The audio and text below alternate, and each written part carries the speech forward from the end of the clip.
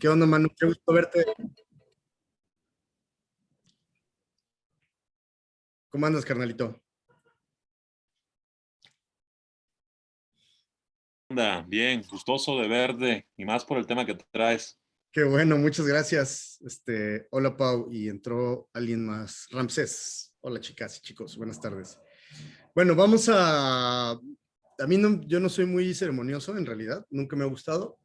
Entonces, más bien hagámoslo como una charla informal, casi como si estuviéramos echándonos una chela, ¿no? Pues mejor así que pizarrones y esas cosas que yo no comparto mucho, pero bueno, a veces nos toca. ¿No? Es más, está más chido así. Bueno, me habló Pau hace unos días, hace unos días me dijo que si podíamos hacer una charla sobre programación y pues o sea, es muy interesante porque, o sea, hay varias formas de acercarse a programar.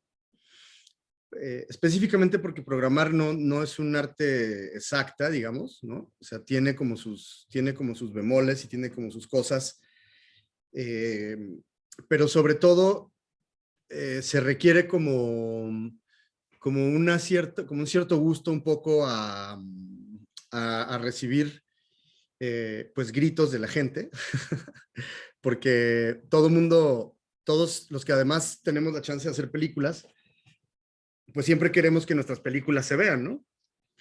Y los programadores somos un poco esos entes extraños en el mundo que jugamos como policía bueno y policía malo. A veces somos más malos que buenos, pero esperemos que sigan pensando que somos buenos. Y, y que de alguna manera tenemos esta, pues, no sé, como comisión del mundo del cine, de un poco ser los filtros de cómo se ven las cosas y qué es lo que se ve, qué es lo que se ve, ¿no? En general, en, pues no solo en las salas, en los festivales, en los cineclubes, etcétera. Y es difícil a veces hablar de programación porque lo primero que tenemos que entender es que no se trata solo de poner películas. O sea, eh, curar una sección de un festival requiere de un montón de consideraciones que van desde consideraciones políticas hasta consideraciones estéticas. Y en el medio, o sea, entre esas dos que serían como las dos antípodas de lo que sería el mundo de la programación, en medio hay un montón de otras consideraciones y de otras pláticas que tienen que ver con cómo nos acercamos y cómo queremos que los públicos a los que nos vamos a acercar van a ver y van a recibir y van a acercarse a lidiar y a un poco a dialogar con las programaciones que hacemos. Entonces, programar, más que una ciencia exacta, es como un poco una ciencia de un poco de todo, ¿no? Hay que saber de estadísticas, hay que saber mucho de industria, hay que ser muy publirelacionista, hay que saber mucho de cine, pero al mismo tiempo hay que tener una idea, digamos, creativa sobre las cosas que tenemos. O sea, es un poco como montar una secuencia. Hacer una programación, yo a veces lo digo que es como montar una secuencia de una película, ¿no? O sea, tú agarras una serie de imágenes, que en este caso serían las películas, y después las montas de una manera que te cuenten algo. ¿Sale? Entonces, las programaciones generalmente, o cuando menos desde el método o la forma en la que a mí me gusta programar, siempre las programaciones tienen que dialogar, primero las películas tienen que dialogar entre ellas, tienen que ser buenas películas, evidentemente, pero también tienen que crear un diálogo entre el espectador y ese grupo de películas para que entonces nosotros podamos escoger cuando somos espectadores qué tipo de cine es al que queremos acercarnos, ¿no? En determinados festivales. Entonces, digamos, como una especie de opening de esta charla, quería hablar de eso porque eh, programar, si bien no hay como una escuela, o sea, digamos, o sea, en las escuelas de cine, o sea, ustedes, bueno, Manu que ha trabajado en festivales, por ejemplo, los puedes saber, o sea, es en realidad es una cuestión muy empírica, ¿no? Y también es una cuestión muy de personalidades, ¿no? Porque como decía, se requiere bueno, yo digo, como una capacidad de aguantar la frustración desde muchos lugares, y al mismo tiempo hay que tener a veces mucha sangre fría para saber que a veces pues las películas, por ejemplo, a veces las películas de tus amigas pues no de tus amigos pues no van a estar, ¿verdad? Aunque uno quiera y aunque uno lo desee, pero pues siempre los proyectos están por encima del individuo. En ese sentido, eso es algo que pasa también, le digo que pasa también los montajistas, ¿no? Luego nos enamoramos de nuestras escenas y no cuentan nada y los montajistas las cortan de raíz y luego llega uno llorando a su casa pensando que había hecho la mejor secuencia del mundo y pues resulta que no. Y es un poco igual con la programación, ¿no? Que a veces vemos una película y que es puta, qué chingón está esta madre, y luego cuando empiezas a armar el resto de la programación, te das cuenta que a lo mejor esa película es como medio alienígena dentro del discurso que estás tratando de armar y pues hay que quitarla, ¿no? O sea, o no hay que ponerla. Y eso lo vuelve complicadísimo porque pues duele, ¿no? O sea, duele cuando uno ve una película con la que uno se relaciona de alguna manera y pues hay que quitarla, pues es lo mismo que las escenas. O sea, hay que quitarlas, ¿no? Cuando no ayudan digamos, al bien mayor, ¿no? En este caso, que la programación, que las programaciones convivan. Entonces, decía, como no hay escuelas para programadores, no sé si también debería haber una, pero esa es otra discusión que a lo mejor podemos tener un poquito más centrada esta charla, de si debería haber una escuela de programadores. O sea, esta cosa llega como por azar, ¿no? O sea, muchos de los que somos programadores, en realidad llegamos un poco como entre medio tropezando y medio por la puerta de atrás, y más o menos vas encontrando un camino que luego es muy interesante porque te das cuenta que también te permite crear, ¿no? O sea, yo se los digo, yo nunca pensé, cuando empecé a trabajar con Inti Cordera y con Pau Montagut, eh, pues yo la verdad nunca pensé que fuera a ser programador, ¿no? O sea, yo fui básicamente a verlos porque ellos me iban a producir mi primer película. Y en los tropiezos que da la vida, en las vueltas estas que de repente pasan, pues resultó que un día yo ya estaba trabajando en el festival, en el entonces Docs DF, y resulta que de repente yo ya estaba seleccionando películas, ¿no? Un poco, pues en los juegos del azar que da la vida, ¿no? Y todos uno puede pensar que uno va escogiendo y en realidad pues esto o sea, digamos, no fue que yo lo escogiera directamente, sino que me tropecé un poco en el mundo y de repente ya cuando estás ahí adentro y cuando te das cuenta que hay posibilidades y que hay posibilidades de que tú puedas ser creativo en ese aspecto, pues entonces literal yo ya me aventé y dije, bueno, pues puede ser que esta sea una de las vocaciones también junto con fotografiar y con hacer documentales, pues dije, ¿por qué no lo juntamos? Y entonces me empecé a profesionalizar, que esa es otra cosa que eventualmente también lo platicaremos, pero necesitamos profesionalizarnos en todos los aspectos, no solo en términos de los festivales de cine, sino en el cine en general, ¿no? Pero hay que buscar ser profesionales, me refiero a que uno haga su trabajo bien y además cobre por eso para que podamos pagar la renta, ¿va? Si no está cabrón. Pero bueno, les iba a decir, en cualquier momento, si quieren hacer preguntas o comentarios o aventar huevos a la distancia, eh, eh, ya sea que prendan su micrófono y digan hola o pongan las manitas, yo aquí estoy como intentando verlos a todos. Así que si me quieren interrumpir o preguntarme algo, lo que sea, ahí me van diciendo, ¿vale? Esto es abierto, así que para que yo no esté hablando aquí como merolico, ustedes también, y lo hagamos como de varias vías. Bueno, a ver, empecemos por lo básico, ¿no? Los festivales de cine, que es más o menos por ahí por donde empezamos todos en cómo nos vamos metiendo en esta cosa. A ver, los festivales de cine son unos órganos que son muy extraños porque cada uno tiene una intención, una idea de lo que quiere ser, tiene una personalidad, tiene un tipo de programación, un tipo de público específico al que quiere llegar. Claro, hay mejores y peores, ¿no? Un poco como todo en la vida. O sea, hay unos que son más chidos, otros que son ahí medianos, otros que luchan para ser un poquito mejores todos los años, y algunos otros, pues que bueno, que no lo logran, pero siguen buscándolo, ¿no? Ahora, lo que pasa con los festivales de cine en México, no solo en México, en el mundo, es que de repente parece ser como que los festivales vinieran a ocupar un hueco que la distribución del cine en general dejó abierta, ¿no? Es decir, hace 20 años pues, se producía una película en México, ¿eh? Y había 3 festivales o 2 festivales. Festival de Cine en Guadalajara,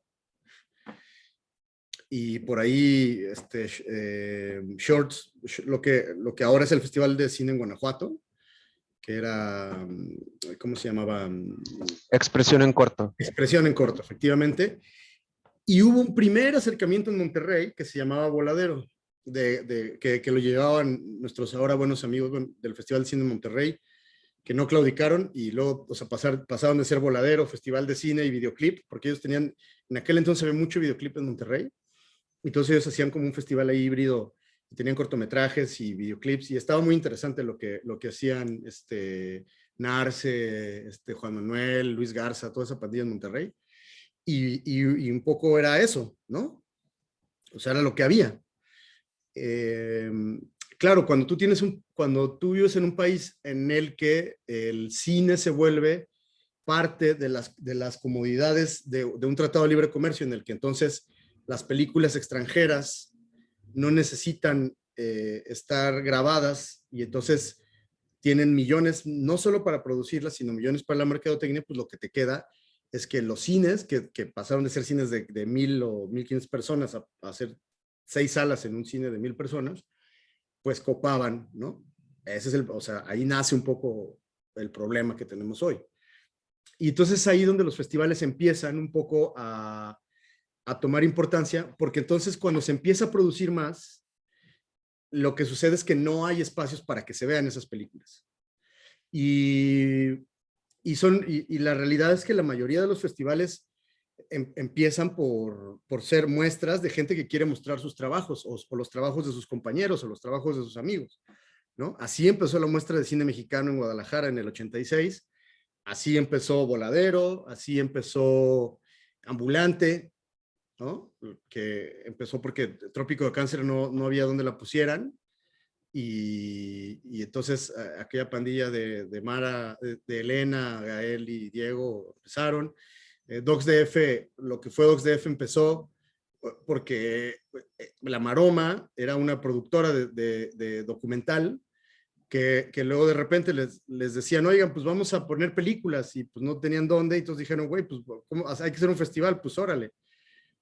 Y si vamos viendo la historia de Expresión en Corto, lo mismo, ¿no? O sea, Expresión en Corto era un foro para los cortometrajes que había, porque a principios de los 2000 había en el Canal 11, había un programa que se llamaba Brevelatas, que conducía Daniela Michel, que era un programa de tele específico para cortometrajes. Le estoy hablando de los 2000. Yo creo que ustedes ni nacían, o estaban muy bebés todavía.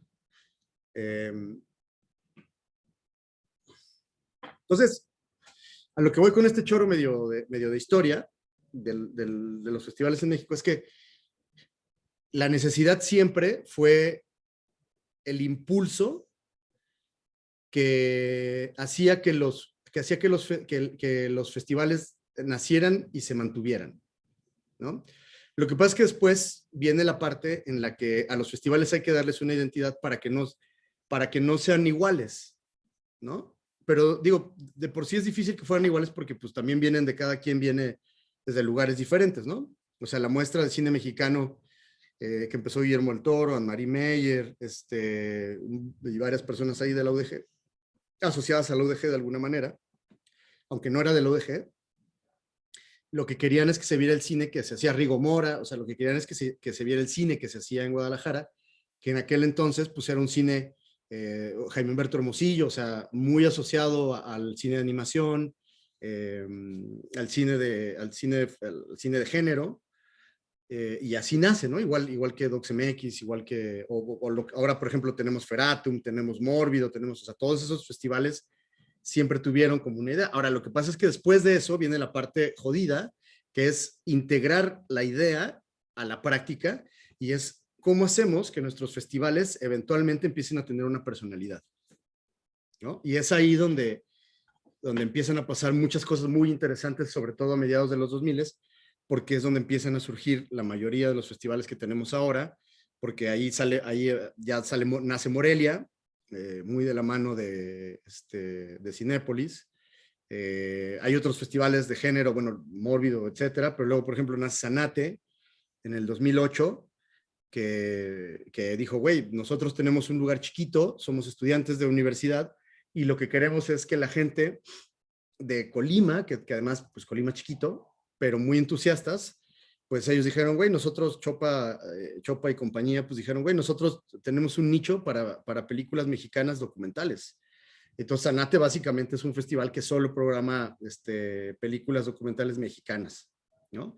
Y así como eso, pues vas viendo cómo es que tu personalidad y la personalidad del equipo que concentra el festival o el equipo que hace el festival, pues se va yendo. Lo que pasa es que programar, como les decía, como no es una ciencia exacta, es mucho de prueba y error.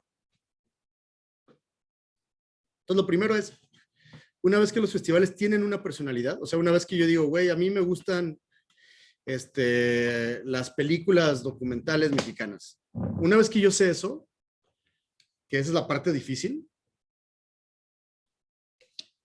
porque a veces la industria nos empuja a querer hacer más cosas de las que a veces podemos presupuestalmente y físicamente también, porque a veces hacemos más de lo que deberíamos.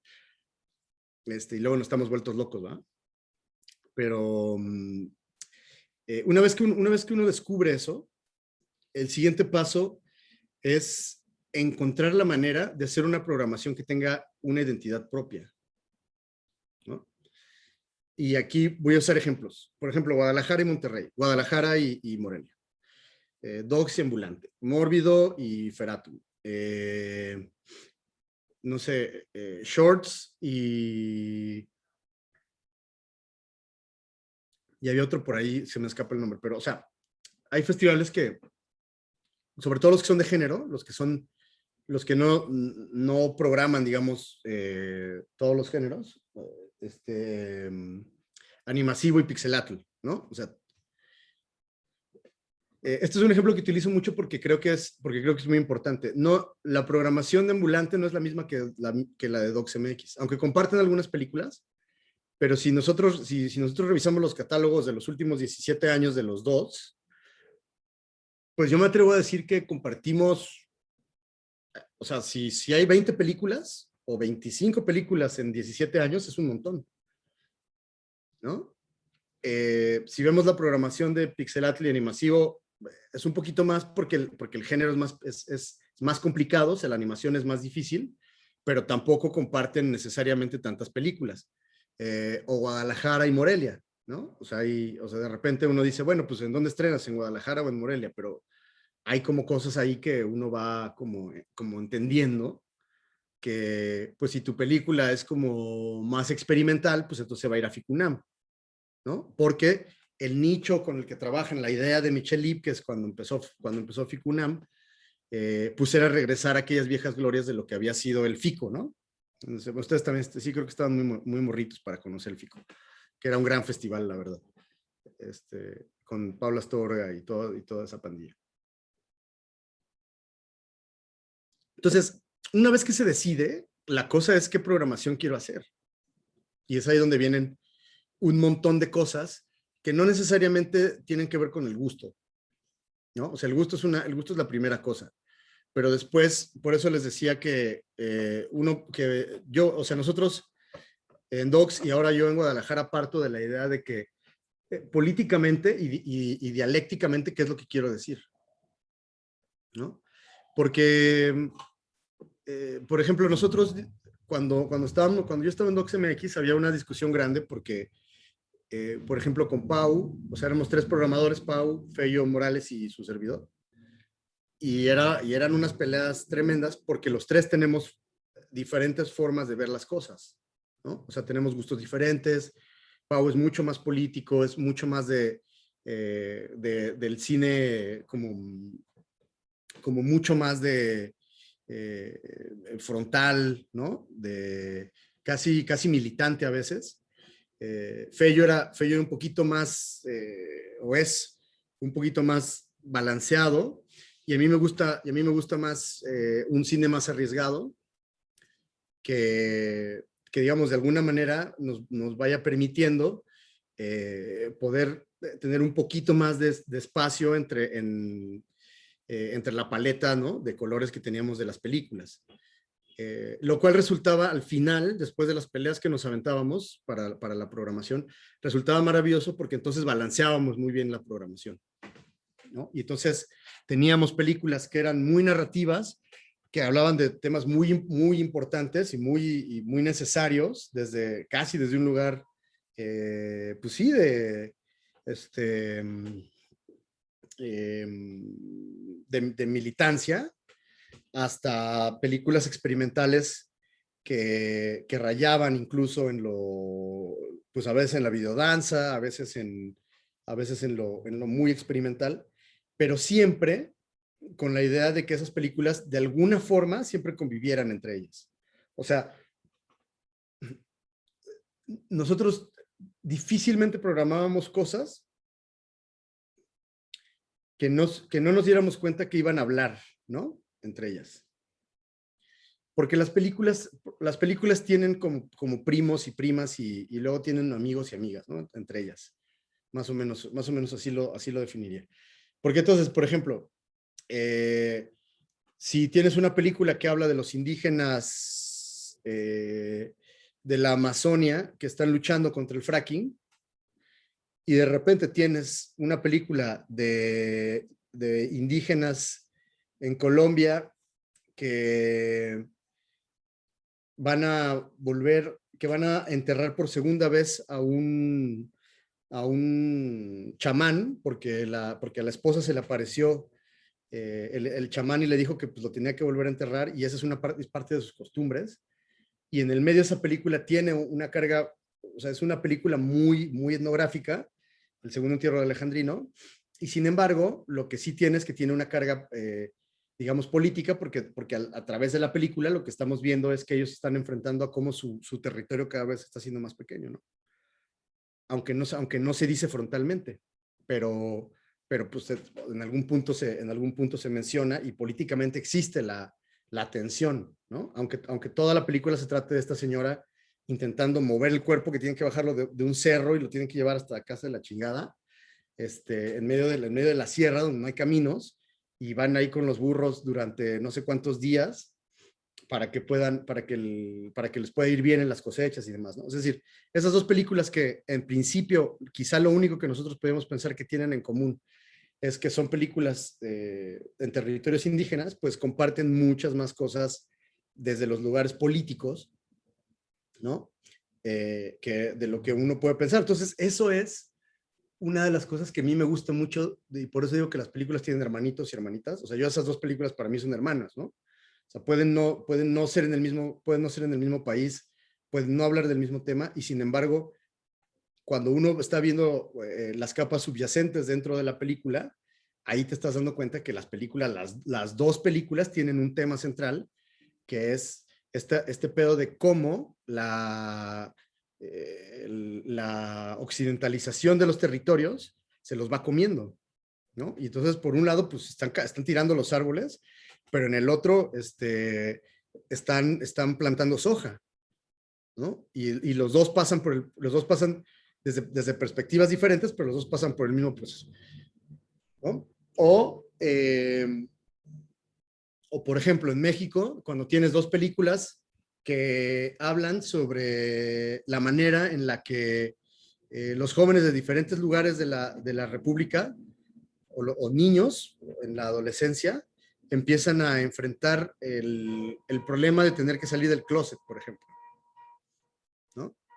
Entonces hay películas que son diferentes, que tienen ciertas cosas y que sin embargo siempre van a dialogar, ¿no? Entonces es una cosa que yo le pongo mucha atención cuando programo. O sea, yo veo una película y primero la califico pensando en si es buena película, si narrativamente funciona, si tiene una buena curva dramática, si estéticamente está bien, si técnicamente no tiene cosas, porque lo que pasa también es que nosotros estamos muy mal acostumbrados a ver las películas en estas pantallitas, ¿no? Y lo que pasa cuando pones las películas en las pantallotas, pues uno se da cuenta, se le ven los calzones, dirían en mi pueblo, ¿no? Entonces, pues eso lo tenemos que cuidar mucho, que la gente vaya al cine y no se nos vean los calzones, ¿no? Entonces, o sea, en primer lugar es que la película esté bien, y después la segunda cosa que pienso, que siempre estoy alerta, es con quién va a dialogar esta película. Si me gusta la película, si creo que tiene esa capacidad como de atraparnos, de sorprendernos, de llevarnos a un lugar, de reflexionarnos, de hacer sentir algo. Una vez que pasa esa primera parte, la siguiente es cómo voy a fortalecer yo la programación de manera que esa película conviva con las otras. Y entonces ahí empiezan las búsquedas, ¿no? O sea, esa es como la primera parte digamos, del entramado para poder encontrarle el discurso a las programaciones. Pero después viene otra parte que es muy interesante, que tiene que ver con los momentos contextuales, ¿no? Cuando digo los momentos contextuales, me refiero a lo que es lo que está pasando en el mundo. Pero, por ejemplo, ahora tenemos el COVID, ¿no? Hace 3 años, 4 años ya van a ser, tuvimos el temblor de la Ciudad de México. Hace, no sé, 5 años tuvimos los levantamientos mapuches en Chile. Y así vamos viendo, contextualmente el mundo tiene como sus cosas grandes, ¿no? O las regiones tienen como sus cosas grandes. En algún punto fue el Brexit. Así, vamos viendo que hay acontecimientos que van marcando. Eso también marca la realización, ¿no? Cuando llegó Trump al poder, todo el mundo nos lanzamos a hacer películas de migrantes, cabrón, ¿no? O sea, era una cosa tremenda. No sé cuántas películas de inmigrantes vi en 2017 y 2018, cabrón, un chingo. Porque pasaba eso. Entonces, eso también lo tenemos que pensar cuando estamos ideando la manera de hacer una programación, ¿no? ¿Qué es lo que contextualmente va a ayudar a que la gente no pierda el interés en la programación? Porque ahora con el COVID, por ejemplo, lo que pasó fue que el año pasado en Toronto estrenaron una película fantástica. Se me acaba de ir, les iba a decir el nombre, se me acaba de ir el nombre, creo que se llama 76 días, que es una película observacional sobre todo el movimiento cuando en China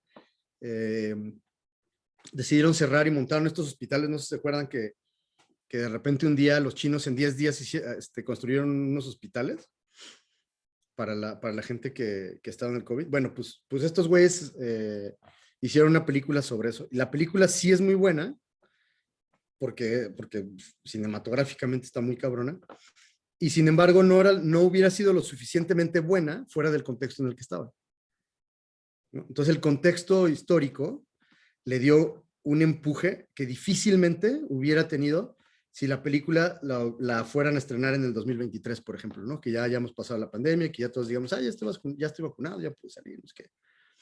O sea, en ese sentido, digamos que lo que pasa en el mundo sí nos define, ¿no? Y entonces, en ese sentido, si nosotros no estamos atentos a lo que pasa en el mundo, nosotros quizás vemos una película que a lo mejor no es tan buena película, pero que como dialoga con el contexto y dialoga con el resto de la idea que tenemos programática, pues se nos va a ir, ¿no? Entonces también es muy necesario que estemos todo el tiempo pendientes a lo que nos está pasando en el mundo para que podamos encontrar esas pequeñas joyas que están dentro de esta idea de, a ver, si hay COVID, pues probablemente este año va a haber un chingo de películas de COVID, ¿no? Ahora, lo que pasa es que hay que encontrar cuáles son las que valen la pena y las que se van a integrar dentro de todo este paquete general, ¿no? ¿Tiene alguna pregunta hasta aquí? Perdón, porque yo estoy hablando.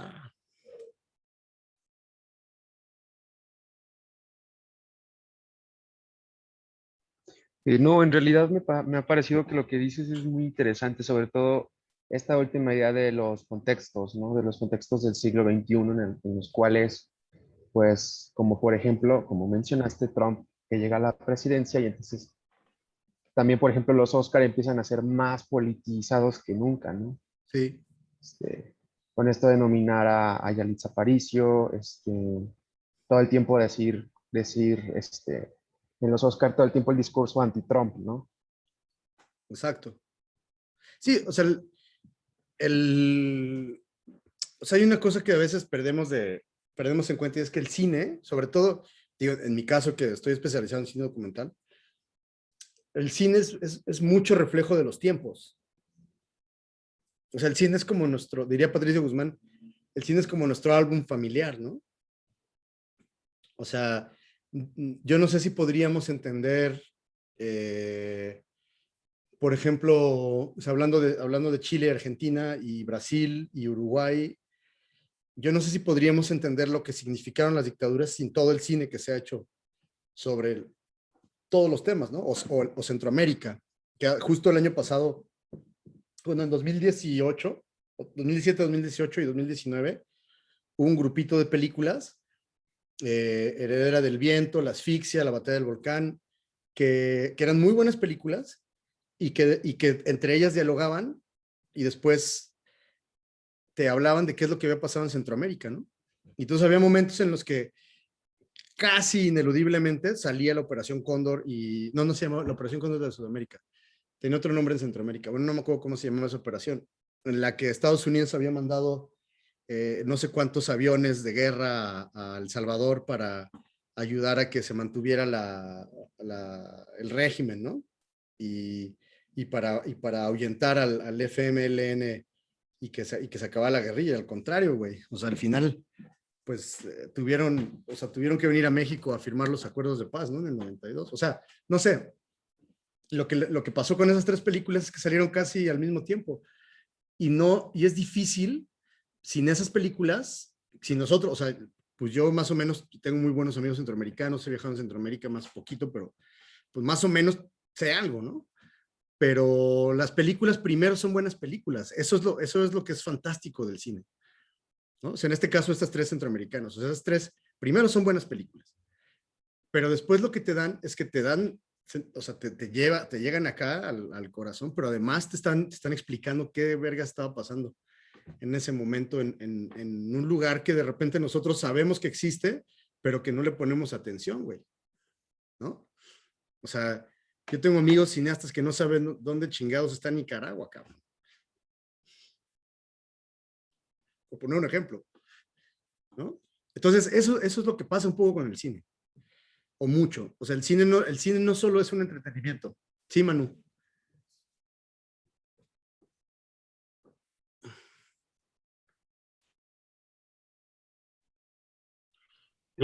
Ustedes me escuchan bien, yo te escucho súper Sí. cortado, pero sí entiendo. Ah, ok, sí te escuchamos. Cámara. Oye, ¿tú crees que nos pudieras platicar? Cámara. Ahí te va. ¿Tú Sí. crees que nos pudieras platicar como alguna experiencia que tú hayas tenido programando una cierta película? Esa película haya estrenado o haya hecho como su ruta en otras partes y esa misma ruta le haya cerrado puertas en otras partes o le haya abierto puertas en otras partes. De cierta manera que el juego festivalero es ¿sabes? Uh-huh. Como esas rutas, cómo se cruzan y cómo fue la ruta de esa película. Ok. Pues sí, hay muchas. Por ejemplo, me acuerdo de una que sea más o menos reciente que le ha ido bien. Por ejemplo, el año pasado nos tocó que con la pandemia muchas de las películas que habíamos seleccionado para la edición que iba a ser en marzo, que fue en noviembre al final, pues se bajaron, ¿no? O sea, el año pasado es un año muy interesante porque también nos abrió los ojos a unas realidades que no teníamos contempladas, ¿no? O sea, ¿cuándo chingados nos íbamos a pensar que íbamos a estar en pandemia, cabrón? O sea, ¿no? Y que de repente no iba a haber cines y no iba a haber nada, íbamos a estar metidos en nuestras casas y hablando por esta pinche cajita, cabrón, ¿no? Yo me imagino que ustedes están hasta la madre de tomar clases, ¿no? Más o menos. Yo también ya me cansé, güey, pero bueno. Pero está padre porque también me da chance de estar con ustedes, pues, ¿no? Un poquito. O sea, tiene sus pros y sus contras. Pero el caso es que, por ejemplo, nos pasó que había una película que yo estuve persiguiendo porque yo sabía de un par de años atrás que la estaban haciendo, que se llama La Vocera, de Luciana Kaplan. O sea, esa película, cuando en febrero yo le marqué a Luciana para decirle, oye, Luciana, fíjate que estoy cerrando la programación y quiero ver si llegas, ¿no? Al festival en marzo. Y Luciana me dijo, güey, no llegamos. O sea, yo creo que vamos a acabar en septiembre o por ahí. Agosto, ¿no? Y dije, bueno, pues no pasa nada, pues ni modo, ya querría saberlo y tal, ¿no? Cuando se empieza a cerrar todo y empieza a cambiar el mundo, en agosto me manda un mensaje Luciana y me dice, oye, fíjate que ya estamos por acabar y pues ustedes se movieron, ¿qué chance habría de que la película estuviera? Le dije, güey, todas, ¿no? Porque nosotros teníamos películas en el Premio Mezcal, que es la sección mexicana, que habían tomado la decisión de estrenar online. Y eso es otra cosa que vamos a platicar, que fue muy difícil, ¿no? O sea, el año pasado fue un año muy atípico. Pero lo que le pasó a La Vocera es que esperar, ¿no? O sea, ellas esperaron. Nosotros les ofrecimos el estreno, que además hicimos el festival presencial, sí reducido y todo lo que ya sabemos que nos pasa. Y entonces lo que pasa es que la película estrena aquí mundialmente, y a partir de eso, como fue presencial y había algunas personas que alcanzaron a venir, lo que le pasó es que ellas tenían una ruta ya preestablecida, pero lo que le pasa cuando vino a Guadalajara es que empieza a salir uno en medio, otro en medio, otro en medio, y entonces esa película, su ruta, al haber aguantado el estreno hasta noviembre con nosotros, sí que le dio como un impulso, ¿no? O sea, esa es la última, digamos, que pienso que podía ser. Luego, el problema de las rutas de festivales siempre se tienen que planear de acuerdo a dos cosas principales. La primera es, ¿qué tipo de película tengo? Eso es lo único con lo que no podemos engañarnos es con saber qué película tengo, ¿no? O sea, si mi película es de poquito presupuesto, pero quedó bien y tiene un tema interesante y tiene un tratamiento chido, pues entonces lo que tengo que hacer es ir buscando en qué festivales, por el perfil, va a poder encajar, en qué festivales va a encajar mi película por su perfil, ¿no? Esa es la primera cosa, eso es lo fundamental, es eso.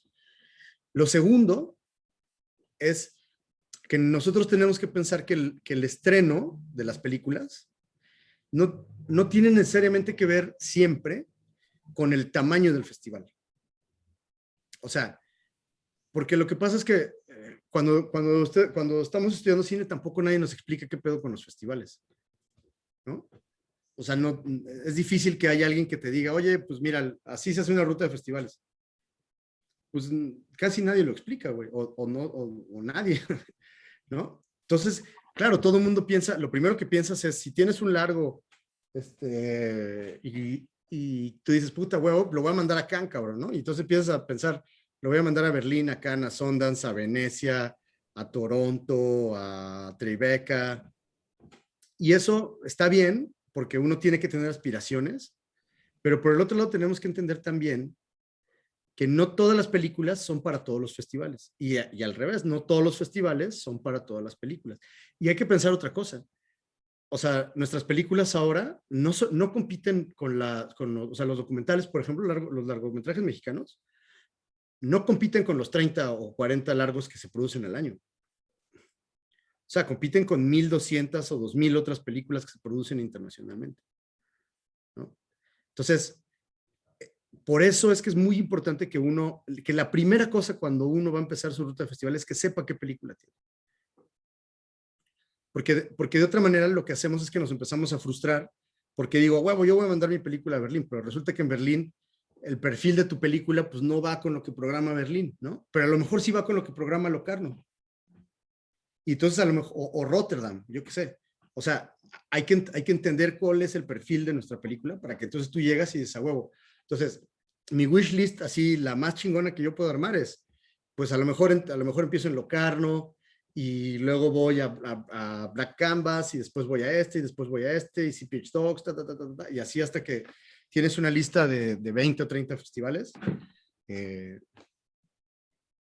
Y ese es el primer paso, ¿no? Y después estás a ver, también en términos geográficos y en términos temporales, ¿qué festival? Ajá.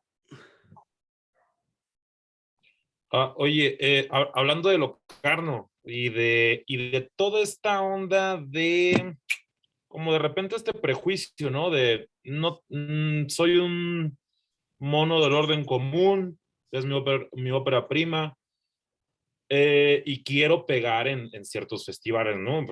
Grandes, como dices. Yo he visto en Locarno, es como que uno de los festivales que tiene este premio que se llama, o esta selección, digamos, Cineasta del Presente, creo. Uh-huh. Sí. Y entonces esta onda es donde yo he visto más óperas primas estrenadas y que son de tipos que pues no, ciertamente no tienen como un nombre o una trayectoria rimbombantosa ni nada de de eso de lo que se habla, ¿no? Porque es una onda muy general que te topas en la calle, en el argot de calle, que es como un prejuicio en general, ¿no? Que siempre te dicen, ah, sí, pero tienes que ser este vato, hijo de tal, bla, bla, bla. Uh-huh. Ese premio Cineasta del Presente es el que a mí al menos me ha como comprobado o dejado claro que la película habla como por sí sola, ¿no? Entonces, no sé, te quería preguntar tu opinión acerca pues sí, de eso, O sea, lo que pasa, de qué por tanto ejemplo, nombre. no, lo que pasa es que, a ver, o sea, hay cosas que influyen, ¿no? O sea, evidentemente sí que hay, o sea, eso no lo podemos negar, sí que hay una búsqueda de los programadores por ciertas películas, ¿no? No, yo no hablaría tanto de nombres, sino más bien de películas. También es verdad que, por ejemplo, lo que le pasa a Ruiz Palacios en Berlín, o lo que en su caso le pasó a Matt Escalante y a Carlos Reigadas en Cannes, o yo qué sé, o sea, así hay muchos que de repente, pues lo que hacen es que su ópera prima sí determina a veces mucho dónde vas a estrenar tus siguientes películas, ¿no?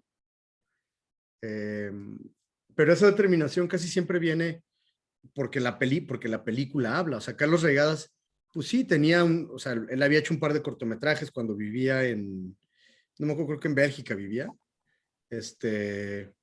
y más o menos había conocido gente.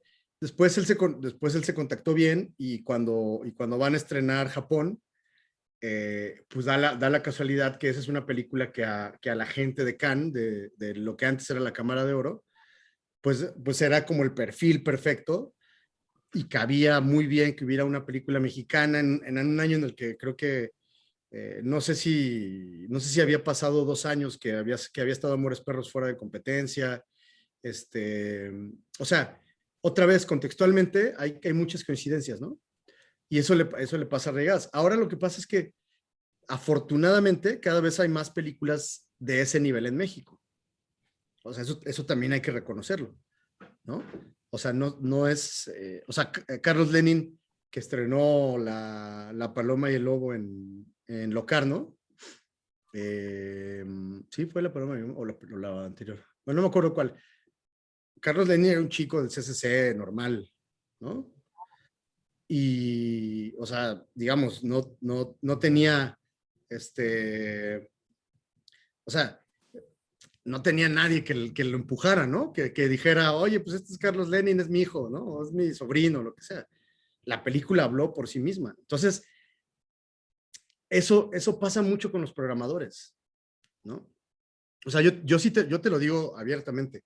O sea, yo hay películas que probablemente sí voy a programar, muy poquitas, eso también lo tengo que decir, o sea, son muy pocas, que probablemente sí programe por el director y por el mecanismo que tiene atrás la película, ¿no? O sea, con esto no quiero decir que sea de huevo, que si llega, pues yo qué sé, Juan Carlos Rulfo, voy a programar su película, si no es buena. Sin embargo, sí la voy a considerar porque, por ejemplo, en mi caso, en el caso de Guadalajara, yo tengo DocuLab, tengo charlas de industria, tengo el encuentro de coproducción, entonces yo sé que si viene Juan Carlos a la competencia, yo a Juan Carlos lo puedo poner a que dé una charla, a que me ayude a dar un taller con no sé quiénes, a que esté en los analistas de DocuLab, es decir, ahí sí que la ayuda, ¿no? En ese sentido, porque yo tengo que pensar no solo en la programación del festival, sino tengo que pensar en todo el área que me atañe dentro del festival. Sin embargo, ya nos pasó que hace 2 años la última película de Juan no quedó con nosotros porque decidimos no programarla, ¿no? O sea, con eso te digo que no necesariamente siempre siempre son los nombres. O sea, a mí me hubiera ayudado muchísimo que viniera Juan, pues sí, pero también no le voy a quitar el espacio a una película mejor solo porque venga Juan, ¿no? Aunque yo ame a Juan Carlos y sea un gran amigo y me encanta tenerlo acá, pero también tengo que pensar en el bien de lo demás. Y también, eso que dices de los operaprimistas, también hay que tomar otra cosa en cuenta. Este país y el 80% de los países del mundo que producen cine de calidad, el 75% de las películas que anualmente están saliendo son óperas primas. O sea, no es una cuestión, o sea, es una cuestión muy interesante porque si tú te fijas, por ejemplo, Sin Señas Particulares es ópera prima. La Camarista es ópera prima.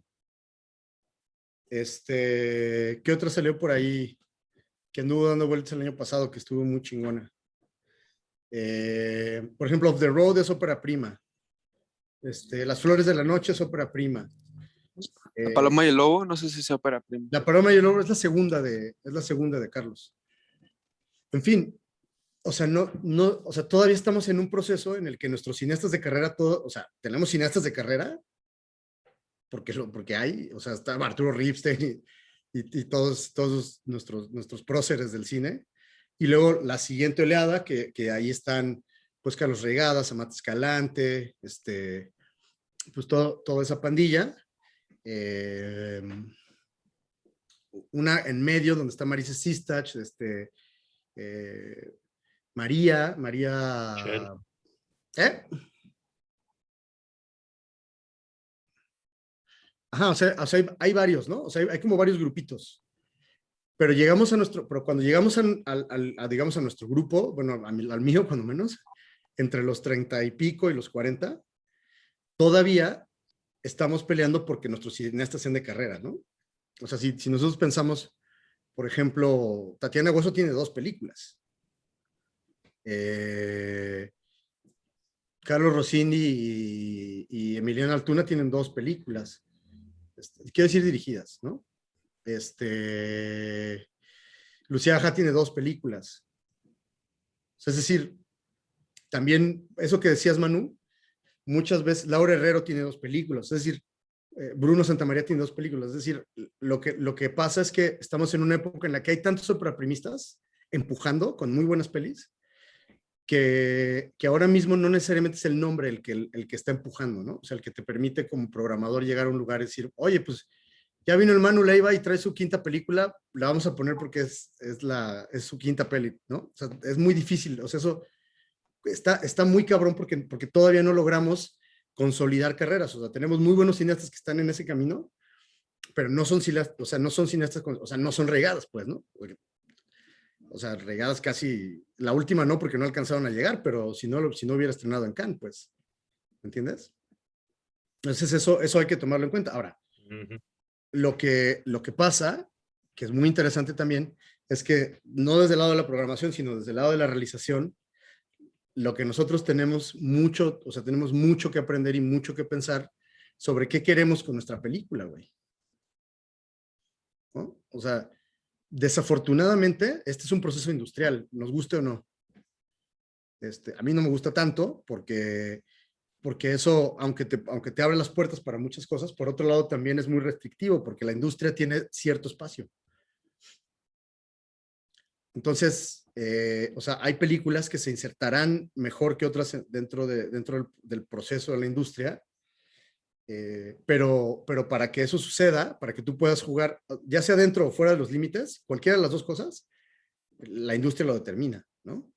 O sea, ya no hay, o sea, ya es difícil que, por ejemplo, tú puedas hacer una ruta de festivales fuera de México sin que cuando menos tengas un festival más o menos de nombre para tu película y quieras que después tu película tenga un poquito más de impulso. O sea, es difícil, ¿no? Tú la puedes estrenar en donde tú quieras, en Mérida o en Oro Negro o en, no sé, hay 200 pinches festivales, ¿no? No lo digo mal, digo, como pinches digo por volumen, pues son un montón en México. La cosa es tú qué es lo que quieres con tu película. O sea, qué es lo que yo quiero. Yo donde quiero estrenar Speedy, güey. O sea, porque también tengo que pensar que esa es una película que se me hizo vieja, ¿no? Hablando de lo de Trump. O sea, esa película o sea, esa película en el momento en el que yo la hice, en el que la estábamos empezando a hacer, pues era muy pertinente por todo lo que le pasa al personaje. Y sin embargo, hoy, al no haberla podido terminar dentro de esos 3 años o 2 años que le sobraban a Trump cuando lo estábamos haciendo, a la película lo que le pasa es que se estanca, güey. Y entonces ahora lo que tengo que pensar es que ya o sea, ya la vida que yo le voy a dar va a ser mucho más corta y tiene que ser mucho más estratégica, ¿no? O sea, a lo mejor yo la paso en 2 festivales y me voy directo a cines, ¿no? A una corrida cultural y después busco una plataforma y que viva ahí, güey. O sea, eso también lo tengo que tener claro con mi película, ¿no? Por eso te digo, o sea, de donde tenemos que partir es de qué película tengo. Porque de otra manera, no ser honestos con eso nos causa muchas frustraciones, ¿no? O sea, es mejor ser honesto y decir, bueno, pues a lo mejor no va a ir a 50 festivales, pero si va a 15 bien curados en el que va a tener un buen público, en el que puede tener cierta prensa, que puede tener cierta recepción, pues ahí está, güey. Esa es la, o sea, ese es el camino. En lugar de pensar, puta, lo voy a mandar a 150 y si pegan, voy a estar bien. Pues no, güey, porque no está padre recibir cartas que te dicen que no, ¿no? Por más de que tengas la conciencia de que pues puede pasar. Pero ya cuando te dicen no más de 6 veces, puta, güey, empieza a doler, güey.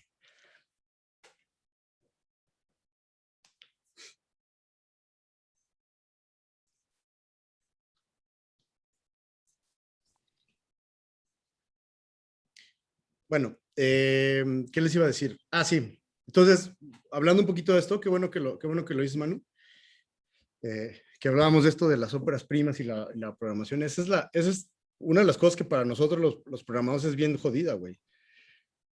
O sea, ¿qué películas vamos a escoger, no? O sea, a mí, yo le decía a un buen amigo Julio López, le decía, cabrón, a mí me pagan por decir que no, güey. Mi chamba es decir que no. ¿No? Está cabrón. Entonces, o sea, el proceso de programar tiene que ver con qué tanto estoy yo dispuesto a ampliar los límites de esa programación. Siempre y cuando esos límites estén bien impuestos desde el inicio. O sea, yo les voy a contar una historia. Cuando nosotros un día en 2013 o 2014, o 2015, no me acuerdo, por ahí, un día estábamos discutiendo porque el 2014 fue un año medio malo, o sea, medio malo. Quiero decir, nosotros pensamos que cualitativamente habíamos dado un brinco en la programación del DOCS, pero cuantitativamente en el número de gente que asistía a las salas, pues no es que se redujo de un año para otro, sino que se estancó, güey. Y eso nunca nos había pasado. O sea, año con año desde que a mí me tocó entrar a la programación, o sea, 2011 subimos un porcentaje de promedio de gente en en las funciones, el siguiente año subimos otro porcentaje, y así habíamos llevado 4 años de crecimiento, digamos, ¿no? Y en 2014 se estancó. Entonces,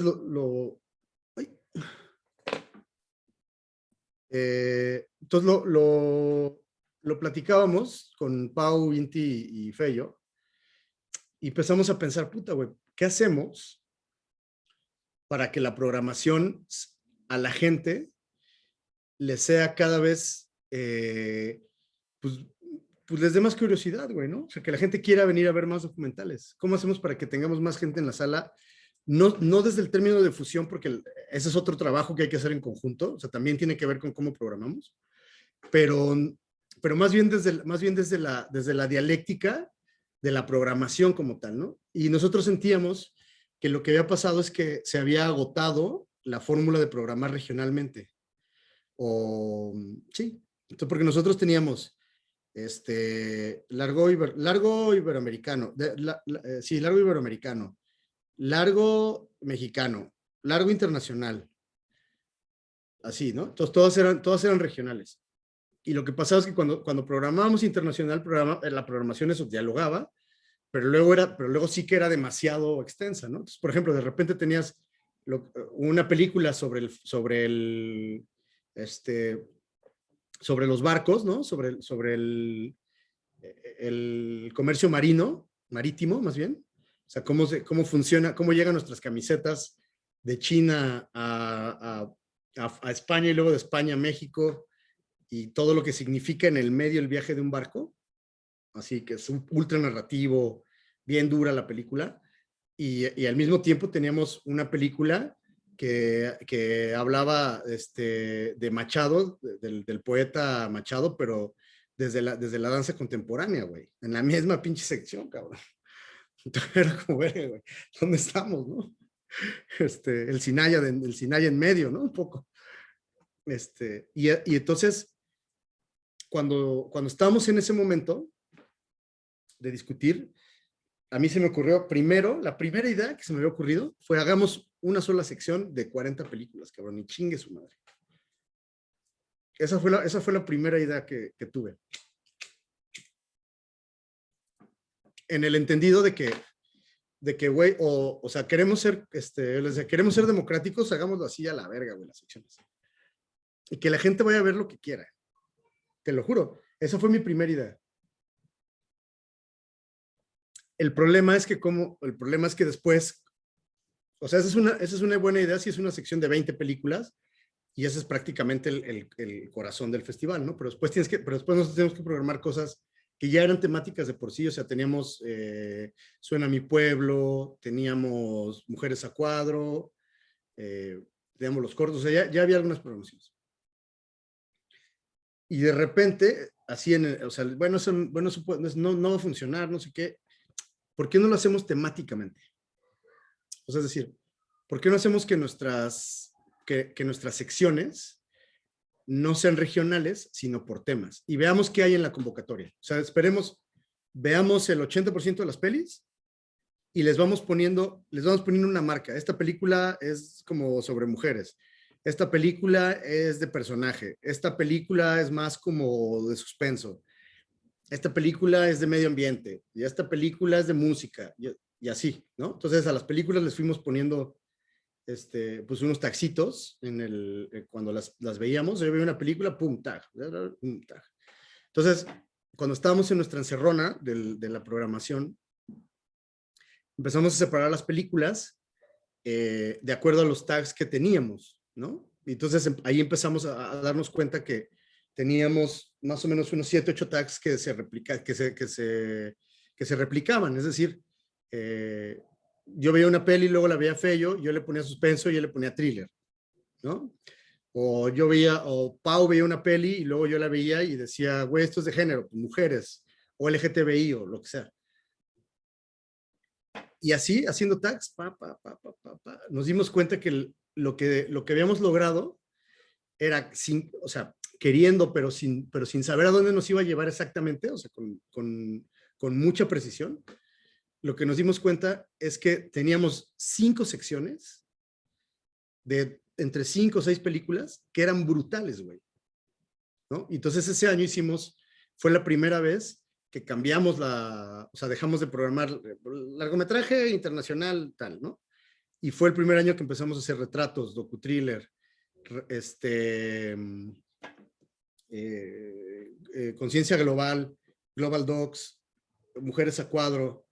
Luego tuvimos una de niños que se llamaba, tuvimos un año que era fantástica esa pinche sección. Nuestra infancia creo que se llamaba, no sé, no me acuerdo. El caso es que lo que nos pasó fue que nos dimos en esta idea de cambiar y con una cosita que era pues casi imperceptible para todos, ponerle una palabra, asociación, ¿no? Pues nos dimos cuenta que había básicamente una forma muy específica y muy interesante de programar, ¿no? Y así fue como cambiamos la programación de Docs. Y a partir de ese año, o sea, lo que nos pasó fue que si teníamos 38 personas por sala, de repente ese año, solamente ese año, subimos casi el 6%, que era es un montón, o sea, pasar de 37, 38 personas por sala a 42, 43, por 200 funciones, eso quiere decir que eran casi 1000 personas extras, ¿no? Nada más con la idea programática. Entonces, por eso digo que, o sea, cuando nosotros encontramos que el festival ya tenía su identidad y ahora lo que teníamos que hacer era nada más vestirlo mejor, ¿no? O sea, andaba medio mugrosón y luego ya como que lo pimpeamos un poquito y cambió el festival, ¿no? Y un poco lo mismo nos pasó acá en Guadalajara. O sea, cuando llegué a Guadalajara programaban un poco de chile, mole y manteca, güey, ¿no? Y entonces yo les dije, o sea, platicaba con el comité, decía, güey, es que tenemos que darle una identidad a la programación. La programación no puede ser porque están buenas las pelis, güey, ¿no? La programación tiene que hablar, y entonces lo que a mí me pareció muy interesante es que naturalmente ya tenemos un filtro, es que las películas son iberoamericanas. Entonces yo decía, güey, yo quiero saber cómo son los chilenos, quiero saber cómo piensan los argentinos, quiero saber qué tienen, qué cosas tenemos en común con los portugueses. Y le decía a mi comité que lo que necesitábamos era que la programación hablara de la identidad latinoamericana, de la identidad iberoamericana, a partir de las diferencias. Y así programamos ahora. O sea, esa es la línea programática del festival, ¿no? Y eso tiene que ver específicamente con el hecho de que para mí ya había un filtro natural que no estábamos explotando y que teníamos películas tan maravillosas, o sea, que llegaban películas tan maravillosas que de repente tenías que dejar fuera porque no podían dialogar con las otras. Que dije, güey, es que eso es. O sea, si tenemos la oportunidad de conocernos, por eso digo que también es político. O sea, para mí sí es político en cierto lugar, ¿no? O sea, güey, al final, si yo puedo hablar de los planos identitarios, de las diferencias y de las uniones que tenemos con estos pueblos, desde el cine, y que sea interesante y que además sean películas que vayan un poquito un poquito más narrativo, hasta otra vez lo que les decía, un poquito más experimentales, si podemos trabajar en esa línea y que todas las películas convivan, puta, güey, ya la hicimos. Esa es la cosa, ¿no? Oigan, chicos, creo que nos vamos a tener que ir, porque creo que ya se nos va a acabar el tiempo.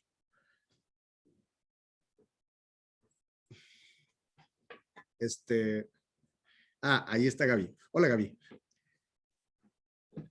Sí, ya se nos acabó el tiempo, pero si quieren podemos concluir con lo último, porque Ramsés tiene una pregunta, pero Sí. no teman, vamos a tener más sesiones, así que no se preocupen.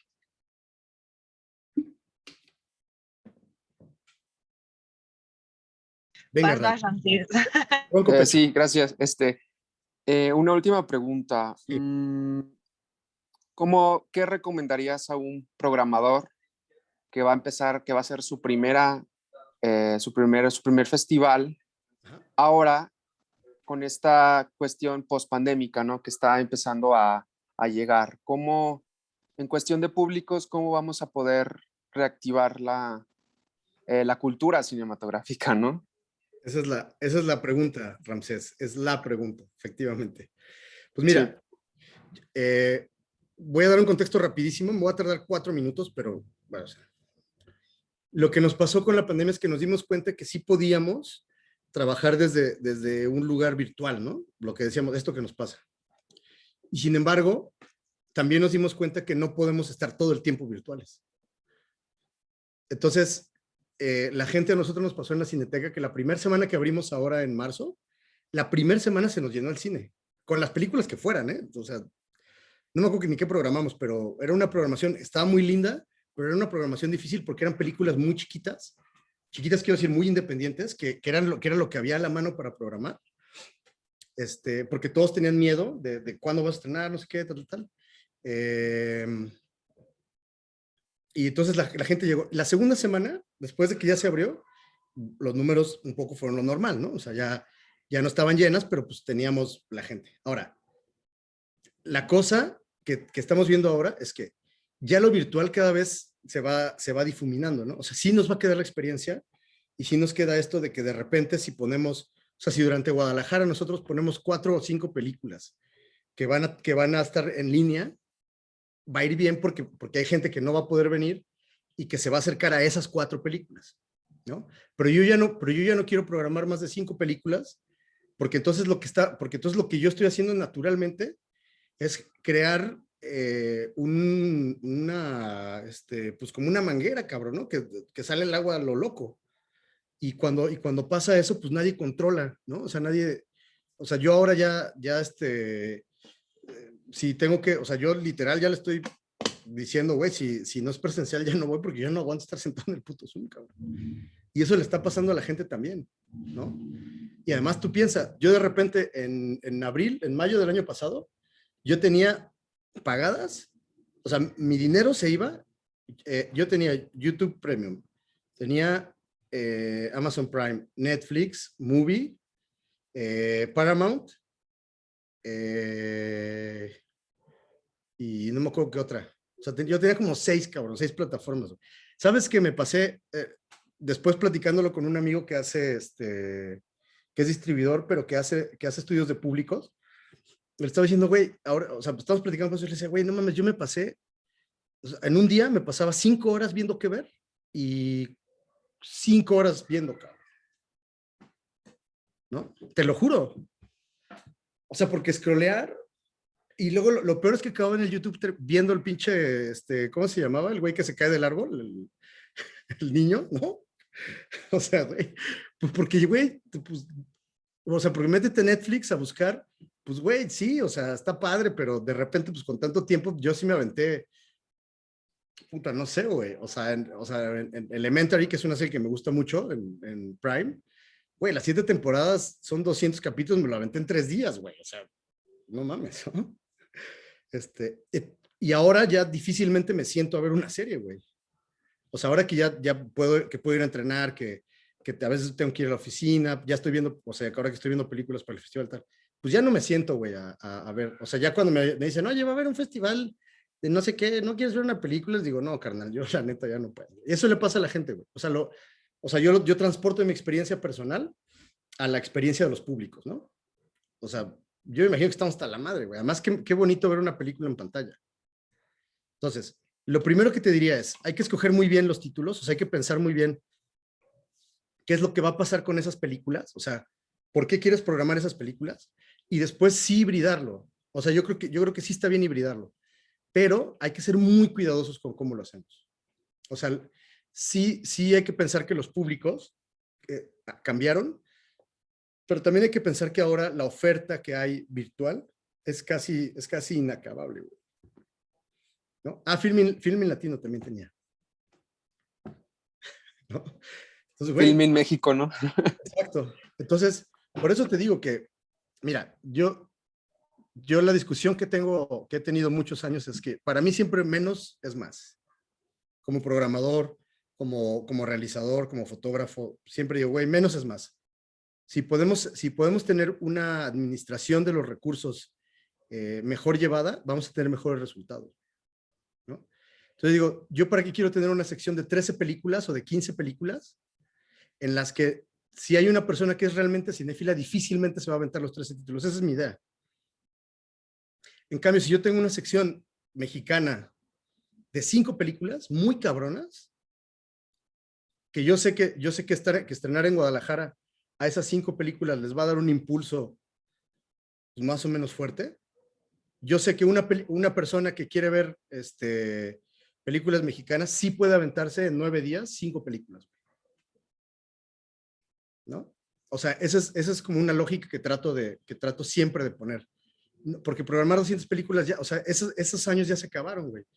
Porque antes sí, o sea, antes no, ¿dónde veías una peli, cabrón? Pero ahora tienes la cineteca, los cineclubes, tienes lo virtual, entonces, o sea, es un mundo, güey, que te cae encima, cabrón, ¿no? Y pues lo que comentabas, la sobreexplotación y la sobreexposición, que estamos ante un catálogo de 500 películas y series y terminas viendo nada. Claro, güey, eso te digo que yo terminé viendo a Edgar se cae, cabrón, como 20 veces, güey. Porque ya estaba hasta la madre, güey, ¿ahora qué voy a ver, güey? Ya hasta me ponía nervioso, cabrón, ¿qué voy a ver, güey? ¿Cuál brincaba de plataforma a otra? Bueno, ya sabes, ¿no? Entonces, pero programáticamente, ahí voy, ya acabo con esto. Programáticamente, sí que es muy interesante que pienses en que todavía no hay tanto público afuera. O sea, estamos en un momento en el que el público todavía no sale por completo y que sí hay gente, aunque sea cada vez la menos, que sí va a ver las cosas en línea, ¿no? Entonces, piénsalo como, o sea, a ver, te pongo como en este ejercicio. Si yo tengo 10 personas, 6 van a ir a la sala y 4 van a ir a lo virtual, o 7 van a la sala y 3 van a lo virtual, trata de pensar que es más o menos un porcentaje así y qué tipo de películas les vas a poner, ¿no? O sea, yo prefiero poner los estrenos grandes a la gente que va al cine, porque las películas se ven mejor en la sala, y poner alguna que otra película que yo sé que a lo mejor le puede ir bien en la sala, pero que en lo virtual va a haber gente que tenga como su nicho, y no desperdiciarlo, y no desperdiciar los estrenos. En esa lógica, para mí es lo que tenemos que hacer ahora. Y yo estoy seguro que vamos a, quizá no regresar como antes, pero yo creo que si nosotros como gestores hacemos un buen trabajo de difusión y el trabajo con las películas, yo creo que podemos darle un nuevo impulso, porque también eso te digo, güey, ya la gente no quiere estar en sus casas. Bueno, yo no, por lo menos. Y de todos modos, hay públicos que sí siguen disfrutando de estar en sus casas. Totalmente, sí, exacto. Por eso te digo que lo híbrido llegó para quedarse, ¿eh? O sea, de una forma u otra, nosotros somos los que nos vamos a tener que adecuar a esa situación. Bueno, pues ahora sí, chicos, me da mucha pena, pero siendo las 20 horas con 17 minutos. Está perfecto, pero ya ves, Ramses, ya te tienes que inscribir, o sea, se ve que lo tuyo es el cine documental, yo necesito que te inscribas, porque esta probadita, pues, se ve que te gustó. Y bueno, Manuel, espero que también, y también tú, Pau. Y bueno, ya acompañarán a Fito en sus clases, y también a Pau. Muchísimas gracias por acompañarnos el día de hoy, muchas gracias por su espacio, por su tiempo, y bueno, pues nos vemos en otra reunión. Muchísimas gracias. Gracias, Pau. Un abrazo perdón, gracias, Gaby. Adiós, Pau. Gracias. Manu. Hasta luego. Cuídense mucho. Gracias. Nos estamos viendo pronto. Abrazo, por allá. Manu.